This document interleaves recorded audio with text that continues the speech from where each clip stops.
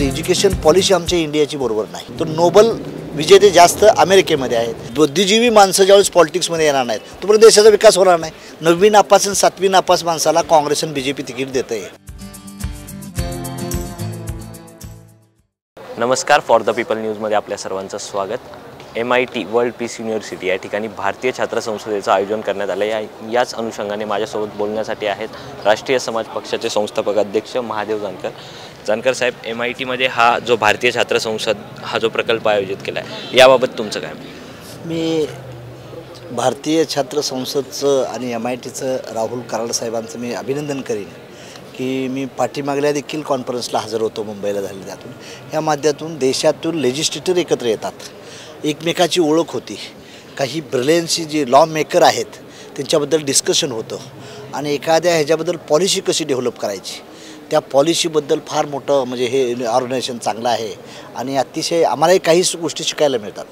आता आम्ही त्यात पुलपिल नसतो, त्यामुळं इनोव्हेशन आणि एज्युकेशन या माध्यमातून सायंटिफिक लेवलनं या देशाची प्रगती कशी झाली पाहिजे त्यावेळेस आम्हाला कंपॅरिझन बिटवीन अमेरिका, USA आणि इंडियामध्ये करता येतो. तर USA फार टॉपला गेलेला असतं आणि इंडिया फार बॅकवर असतो. त्याचं कारण का तर एज्युकेशन पॉलिसी आमच्या इंडियाची बरोबर नाही. तुम्ही शेतकऱ्याचा मुलगा आहे, तुमचा पोरगा जिल्हा परिषदला शिकतो या, तुमचा भाऊ IAS आहे, तुमचा पोरगा ह्याला कॉन्व्हेंटला शिकतो या. कॉन्व्हेंटच्या त्या मराठी मीडियमच्या मुलाचं ज्यावेळेस IASला ट्रेनिंगला जातो आहे तेव्हा तो मुलगा घाबरला भेदरलेल्या अवस्थेत असतो. एज्युकेशन सिस्टम एकच पेपर द्या, तुम्ही हायफाय आहे ना तर तुमचा पोरगा AC मध्ये बसेल, पण पेपर एकच पाहिजे होता, एकच युनिव्हर्सिटी. हे असं नाही आहे. अमेरिका आज जगात का भारी आहे तर नोबल विजेते जास्त अमेरिकेमध्ये आहेत आणि इंडियाची एज्युकेशन सिस्टम बरोबर नाही म्हणून नोबल आम्हाला जास्त मिळत नाही. जसं जानकर साहेब तुम्ही सांगताय अमेरिका आणि भारत याची सातत्याने तुलना केली जाते, पण भविष्यात ही तुलना होऊ नये. आपण अमेरिकेला खांद्याला खांदा लावून उभं राहावं, यासाठी भविष्याची पिढी घडवणं हे महत्त्वाचं आहे आणि त्यासाठीच भारतीय छात्र संसदेच्या माध्यमातून दुसरीकडे युवा पिढी घडवली जाते. त्या युवा पिढीला तुम्ही काय संदेश द्याल? राजकारणात युवा पिढीने कसं उतरलं पाहिजे? माझं म्हणणं आहे की मी छात्र भारतीचं त्यासाठी भारतीय छात्र संस्थेचं राहुल कराडांचं अभिनंदन का केलं तर ही गॅप निवडून काढला पाहिजे आणि आमच्यातला जो स्टुडंट आहे त्यानं पॉलिटिक्समध्ये उतरलं पाहिजे, 99% उतरलं पाहिजे. तुम्ही काय करता, स्तंभ लेखक असता, बुद्धीनं फक्त माहिती देता, असं गेलं पाहिजे तसं केलं पाहिजे. पण बुद्धिजीवी माणसं ज्यावेळेस पॉलिटिक्समध्ये येणार नाहीत तोपर्यंत देशाचा विकास होणार नाही.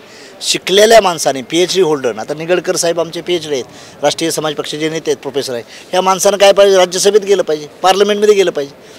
तर अशा माणसाला 9वी नापास आणि 7वी नापास माणसाला काँग्रेस आणि BJP तिकीट देतं आहे. मी राष्ट्रीय समाज पक्ष, माझे जे डॉक्टर आहेत, माझे आमदार इंजिनियर, अशाच लेवलला मी तिकीट द्यायचा प्रयत्न करतो आहे.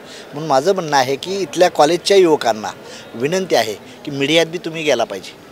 You are reporter not editor and owner of that institute is the important.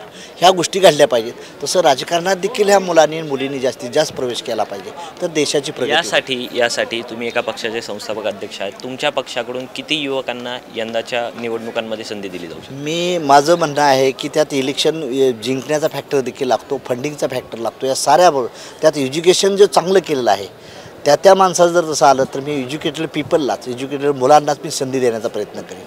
माझे 2 नगराध्यक्ष डेप्युटी इंजिनियर आहेत, म्हणजे इंजिनिअरिंगची सर्व्हिस सोडून त्याने इकडे आलेले आहेत. 2 डॉक्टर आहेत. आज आमदार माझा आहे ते डॉक्टरच आहे. त्यामुळे माझ्याजवळ आणि माझ्या पिढीमध्ये माझ्या नॅशनल बॉडी आहेत, त्यात बजाजचा सायंटिस्ट आहे, त्यानं फुल टाईम माझ्याकडे आला आहे. रिझर्व्ह बँकेचा जनरल मॅनेजर आहे, तो माझ्या नॅशनल टीममध्ये आहे. MITला प्रोफेसर आहे डॉक्टर मनोज निगडकर, तो माझ्या पक्षाचा नॅशनल थिंक टँकमध्ये आहे. म्हणजे सारी वेल क्वालिफाईड आणि बुद्धिजीवी माणसं मी घेण्याचा प्रयत्न केलेला आहे. भारत अमेरिकेला क्रॉस कसा करून जाईल या दृष्टी प्रयत्न करीन.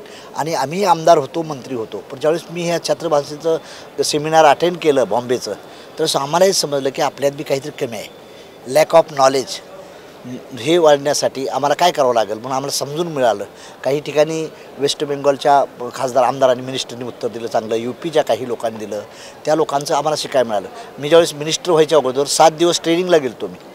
आम्हाला भारताचे माजी पंतप्रधान शिकवायला होते, राज्यसभेचे मोठे टॉपचे अधिकारी होते, IAS ऑफिसर होते. आणि मिनिस्टर झाल्यानंतर मी राजीव गांधी इन्स्टिट्यूटला केरळाला गेलो.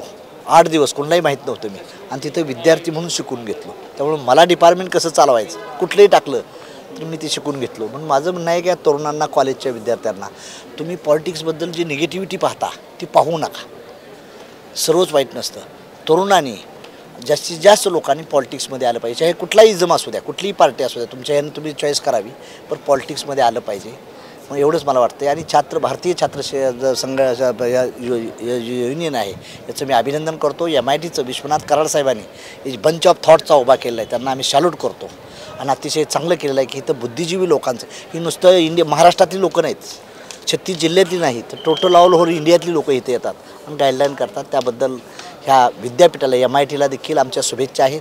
आणि ह्या तरुणांना आणि तरुणींना माझी विनंती आहे की कोण काँग्रेस भाजप तुम्हाला तिकीट नसेल देत तर माझ्या राष्ट्रीय समाज पक्षात वेलकम मी करतो त्यांचं. नक्कीच. जर भविष्यात भारताला महासत्ता व्हायचं असेल तर युवकांनी राजकारणात यायला पाहिजे आणि त्यांना वेल एज्युकेशन दिलं पाहिजे. त्यासाठी भारतीय छात्र संसद ही उत्तमरित्या काम करते असं मत राष्ट्रीय समाज पक्षाचे संस्थापक अध्यक्ष महादेव जानकर यांनी मांडले. कॅमेरामन रोहितसह मी Pranav Dhamale for the people news Pune.